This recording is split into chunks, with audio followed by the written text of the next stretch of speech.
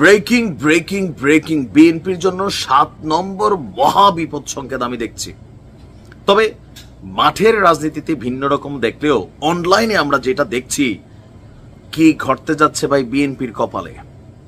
Doctor ইউনূসের পদত্যাগ আসলে তিনি চাইছেন নাকি এনসিপির সাজানো নাটক সিম্পেথি নেওয়ার জন্য, অথবা ডক্টর ইউনূসের এই যে রাজনৈতিক যে ঝড়টা তিনি অনেকটা সামাল দিতে পারছেন না, সেই ঝড়কে শান্ত করে ডক্টর ইউনূসের প্রতি মানুষের সাপোর্টিংটা আরেকটু বাড়ানোর জন্য হোক পদত্যাগ ইস্যুটা সামনে চলে আসছে। বিএনপি বলতেছে যদি করার ইচ্ছা হয় করেন, আমরা বিকল্প খুঁজে নেব।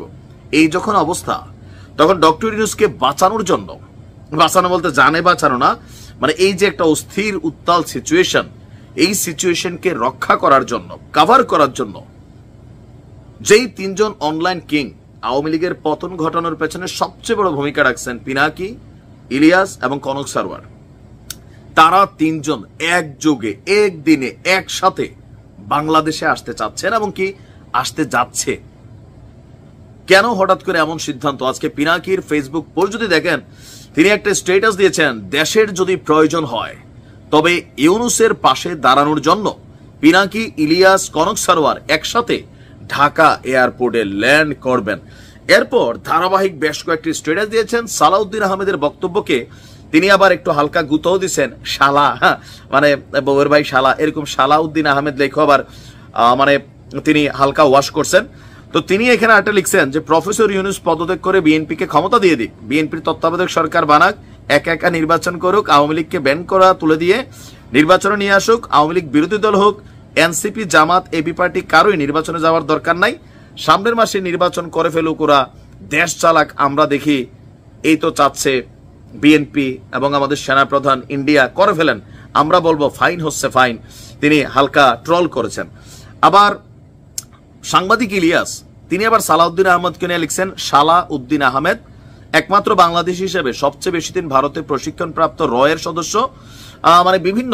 তো এই যে 5ই আগস্ট পরবর্তী যেই সরকার ব্যবস্থা, সেই সরকার ব্যবস্থায় সবাই আমরা ভাবছিলাম যে এই 3 জন বেসিক্যালি বিএনপিকে রিপ্রেজেন্ট করছে। বিএনপির কর্মীরা এতদিন একদম পূজা টুজা করছে, তার আগে কিন্তু আমার ফ্রেন্ড লিস্টে আছেন অনেকেই, মানে ঢুকলে ইলিয়াসের ভিডিও, পিনাকিদার ভিডিও, তারপরে হচ্ছে যে কনক সারের ভিডিও।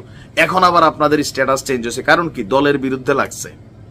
এমনকি ওনাদের মোটিভ হচ্ছে, পিনাকিদার মোটিভ তো হচ্ছে যে বিএনপির একদম ফিনিশ করেই দিবে, যেভাবে লাগছে একের পর এক তথ্যপত্র, মির্জা আব্বাস, মির্জা ফখরুল, মানে ওনাদের একটা সিস্টেম আছে। তো এই সিস্টেমে যে হুট করে ওনারা বাংলাদেশে আসতে চাচ্ছেন, এই ঝড়টা আসলে কি হবে? তবে অনলাইনের ঝড় আর অফলাইনের ঝড়ের মধ্যে হাজার পার্থক্য আছে। যেমন ধরেন এই 3 জন মিলা ডক্টর ইউনূসের সরকারের বেশ কয়েকজন উপদেষ্টাকে দীর্ঘদিন যাবত, এমনকি প্রেস সচিবকেও সরানোর জন্য সেনাপ্রধান ইস্যুতে হাজারটা ভিডিও বানাইছেন, কিন্তু মাঠে ময়দানে দৃশ্যত কোনো এটার ইফেক্ট পড়ে নাই। অনলাইনে পড়ে, অনলাইনে পড়ে ভাই, কিন্তু প্র্যাকটিক্যালি ওনাদের যুদ্ধটা কিছু কিছু ব্যক্তি, আসিফ, ডক্টর আসিফ নজরুল, তারপর হচ্ছে মুস্তফা সরোয়ার ফারুকী, রাষ্ট্রপতি, সেনাপ্রধান, তারপর হচ্ছে প্রেস সচিব, এরকম অনেকের বিরুদ্ধে ওনাদের কিন্তু কঠিন কঠিন অবস্থান ছিল, কিন্তু সরকার তাদের মতন করে হাইটা গেছে। এরপর প্রধান উপদেষ্টার বিশেষ সহকারী মনির ভাই, এরকম অনেকজনের বিরুদ্ধে তারা কিন্তু অবস্থান নিয়েছে, কিন্তু সরকার ওই জায়গাতে দেখা গেছে যে তাদের বক্তব্যকে পাত্তা দেয় নাই। এখন তারা দেশে গেলে যে ডক্টর ইউনূস দেখা করে তাদেরকে ডাইকা নিয়ে বুঝ জ্ঞান নিবে বা পরামর্শ নিয়ে উপদেষ্টা পরিষদ ঢেলে সাজাবে, বিষয়টা এরকম না। বিষয়টা যেটা হবে, ওনারা দেশে গেলে ওনাদের যারা ফ্যান ফলোয়ার আছেন তারা এয়ারপোর্টে যাবেন, সেখানে মিটিং মিছিল হবে, মানে এনজয় হবে, মেজবানি হবে, গরু জবাই হবে হয়তো আরো। এর বাইরে আমার মনে হয় না যে মাঠে এসে বিএনপির বিরুদ্ধে বড় কোনো কিছু ওনারা কইরা দেখাইতে পারবেন। এটা বাস্তবতা, বাংলাদেশের রাজনৈতিক বাস্তবতা এটা। আবার ভিন্নতা হইতে পারে যে ওনারা আসার পরে একটা টোটাল সিস্টেম, দৃশ্যপট চেঞ্জ হয়ে যেতে পারে, বিএনপি গর্তে ঢুকে যেতে পারে, ওনাদের সাথে ওনাদের অনুসারীরা রাজপথে নাইমে আসতে পারে, ডক্টর ইউনূস আর একটু মানে বাহুবলী ফিল হইতে পারে। বাংলাদেশের সবই সম্ভব। তো কি মনে করেন, পিনাকিদা, ইলিয়াস ভাই আর কনক সারোয়ার ভাই, তারা দেশে আসলে বিএনপির কপালে কি দুর্গতি লাগবে, নাকি না এগুলা রাজপথে নামলে পাত্তা পাবে না, বরং চুলটা রিয়েকশন হয়ে যায়? কোনটা? কমেন্টে লিখুন। আসসালামু আলাইকুম।